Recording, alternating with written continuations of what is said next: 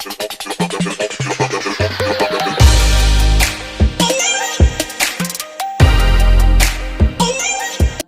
it's your girl Angel Sky coming at you on Tuesday for Teen Mom Talk Tuesday.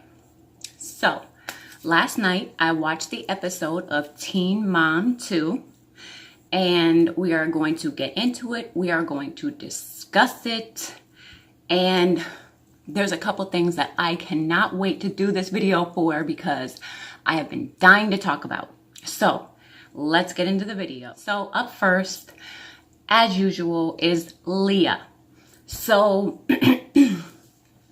Leah is, a single mom of 3 girls, and her daughter, one of her twin daughters, Allie, has muscular dystrophy, which is heart-wrenching to see her go through those struggles. It was really hard to see her daughter go to the doctors and have to walk up those stairs, and just to see her struggle and her feet. But on a positive note, on a good note, I feel like that was a really good checkup. I feel like she's been to that doctor a couple times and it wasn't really a good end result. And I feel like yesterday was a good end result. She's made so much progress. She hasn't been falling back into certain habits, which is really good. The breathing machine is really helping her. She's making progress, but it's just really hard to see. I couldn't imagine their dynamic between her and her twin sister because they're so different. Her sister can do cheerleading and she can run and she can do sports, and Allie can't do any of that. She already has a hard time just getting by, let alone having to do extracurricular activities. It's not possible. So that's really hard to see. And, I know they struggle in their dynamic between the 2 twin sisters because I think Allie really needs her sister, but her sister is too young to realize kind of her struggles and exactly what she's going through. So she likes to be more independent. So that dynamic is gonna change, obviously, as they get older. But it's just so hard to see, how life can be so unfair. And one person can be able to do all this and do all that, and then the other twin sister is just struggling at everything. So, she has them in therapy, and she has, constant talks with her daughter about everything. So I don't know. I just feel like every step Leah takes is just the right one. It's just a good decision for her kids and for her family. And like I said, for the 3rd time in a row, I really like this guy. I think he's so sweet. He's checking in on her at the doctor's and he's worried about Allie, and, they're just communicating really well. He's very involved. So thumbs up for him. So on to Chelsea.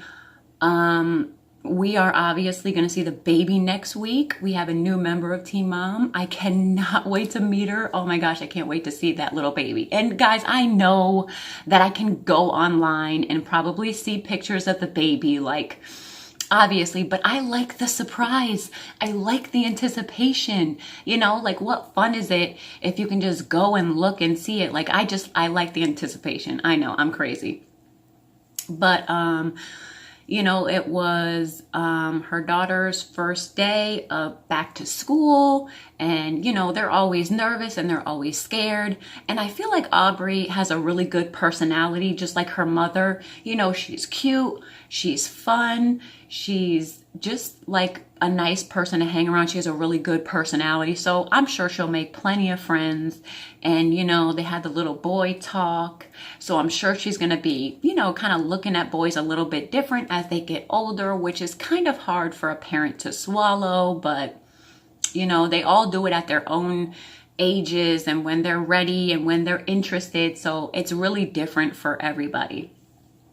So I was like super far behind. I wasn't even thinking about boys until I got way older. Like that wasn't even in my mind. I wasn't even thinking anybody was cute. Like I was just like in my own little world. I don't know. It took me so long for everything. Like it took me long to mature. It took me long to just do everything. Like I'm just late. I'm a late person. So that's it for Chelsea, and you can just tell that she's so ready to go. She's so ready to pop. She's sick of everybody jinxing her when the baby's gonna come, you know? Like, I feel like if you've ever been pregnant, you know that feeling, especially with, you know, like the third baby. You're kind of just like over the whole pregnancy thing. You're like tired. The baby is like, it weighs so much and you just want it out of you so you can like breathe again and have your body back. So I'm so happy to see the little baby, and you know, like I said before, see how she does with 3 kids, because you know, everybody says, oh, what's another one? What's another one? It's another one. Like it's a whole nother baby. It's a whole nother person to take care of at this point. So every little bit counts. So that is Chelsea. On to Brianna. Brianna, yesterday, I had like the biggest smile from ear to ear. I don't think as long as she's been on Teen Mom, even like way back in the day, Teen Mom, I don't think I've ever seen her this happy. Like she was really booed up with this guy. She was really feeling him. There was chemistry just like oozing out of both of them. You can tell that they connect really well. They had fun together. You know, they went to Coney Island. They went on the roller coasters. Number one, that's an amazing date anyway. So the girl that she was on a double date with, I kind of low-key was irritated with her. She seemed nice, but she seemed like one of those girls who was like, really rude and sarcastic at the same time. Like her being like, oh, you're Puerto Rican and you don't speak Spanish? Okay, and like, I don't understand why that's such a big deal. Everybody always gives my husband trouble for that because he really doesn't speak good Spanish and he's Puerto Rican, like full 100% Puerto Rican, but he doesn't speak it. How are you going to get mad at that person when their parents didn't teach them Spanish? Like, what does that have to do with them? I get like culturally, you really want to get into your culture and know your culture and speak your language. I get that, but not everybody is in that frame of mind, especially if you've been here for a while. So I thought that was real petty of her to say. And the other thing was, she was like, oh, Teen Mom, I've never heard of that. You've never heard of Teen Mom?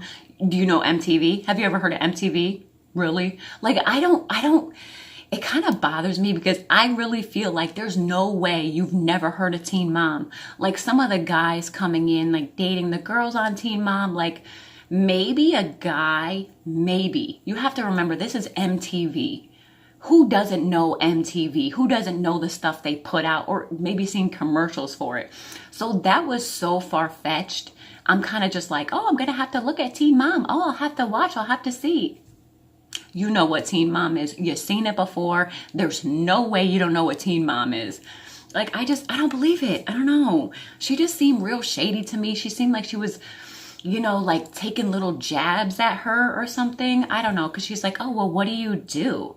Oh, so you just do this? Yeah, it's kind of like a full-time job. They follow me around everywhere, you know, like, I don't know. I was just really irritated by her, and I felt like she was kind of bringing the date down a little bit, but then she was nice again, so she was just really confusing to me. I don't know how I felt about her. But again, Brianna looks so happy. I hope that they take it slow and she doesn't rush into things too much, and I hope that they work out. Like, I really want to see all the girls happy, not just Brianna. I want to see them all happy. So I really hope this works out for her.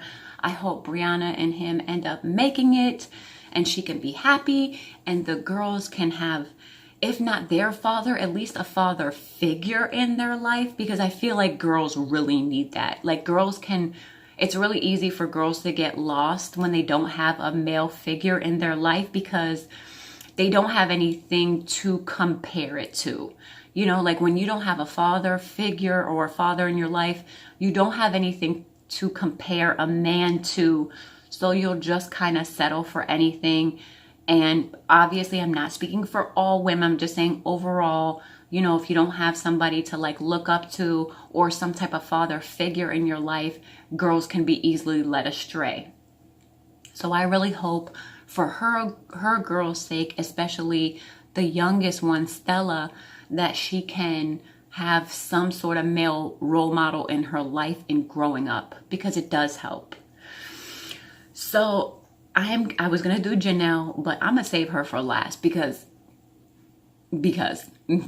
okay, because so Kailyn, it was very cute to see her catch up with her sister, and that is her sister from her father, not the same mother, the same father.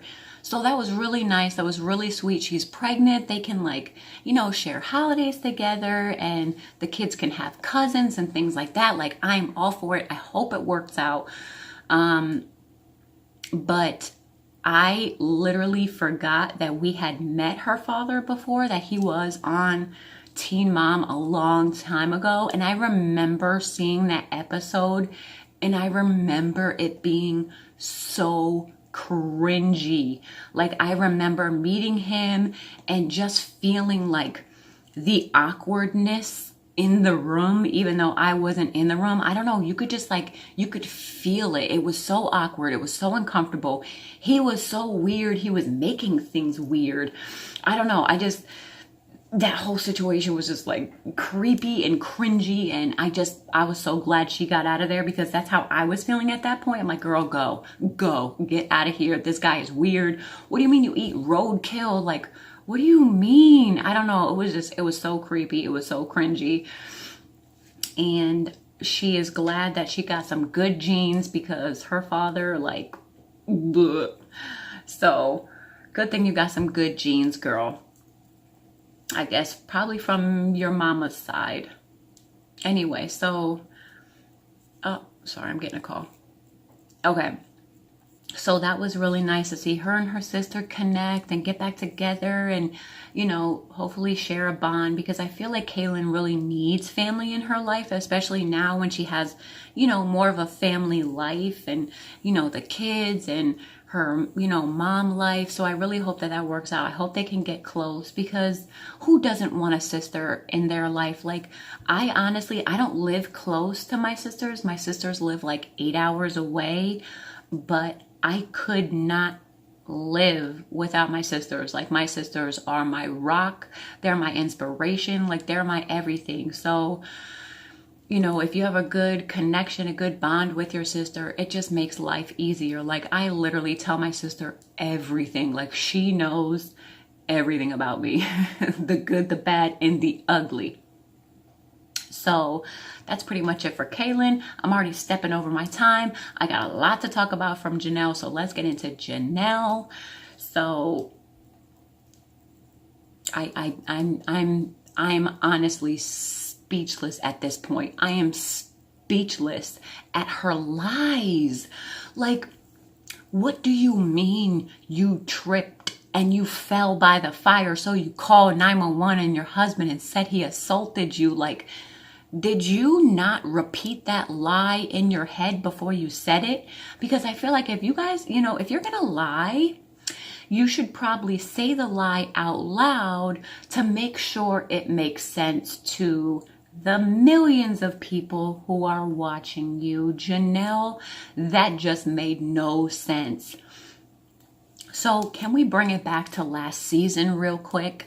So last season, Janelle, with that whole like guy cutting her off and her following him and then him following her, like that whole episode that happened where Jace was in the car, which I don't think should ever happen when your kid is in the car, because you don't know this man and you don't know what he's capable of, and you're literally following this guy to his house.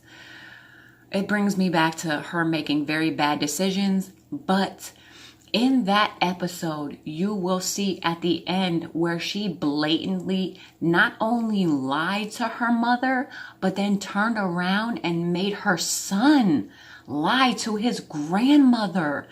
looking her son dead in the face saying, "Nuh-uh, that's not what happened. I didn't have a gun. I didn't pull out my gun. Jace, why you making up stories? Jace, why you lying?"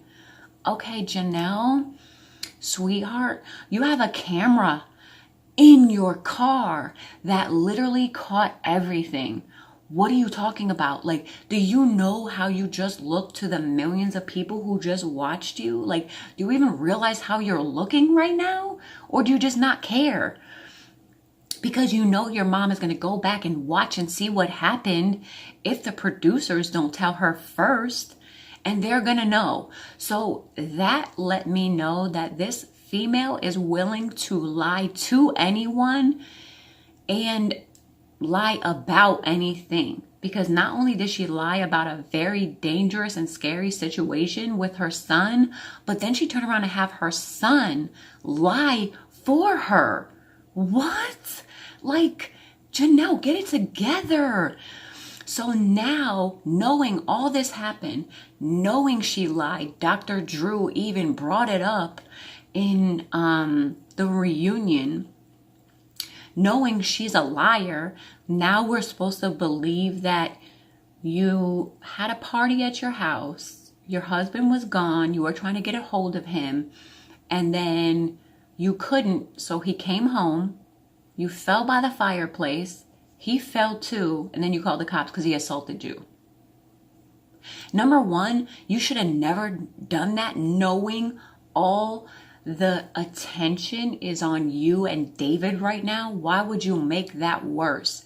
Number two, do not call the cops on your husband and say he assaulted you if you are then going to just turn around and be with him still, because you look crazy. Whether it's real or not, it doesn't matter. You look crazy. You look crazy. Like, what?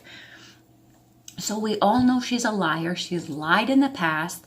And then she comes out with this outlandish excuse for a 911 call. Like, that is the most outlandish story I've literally ever heard.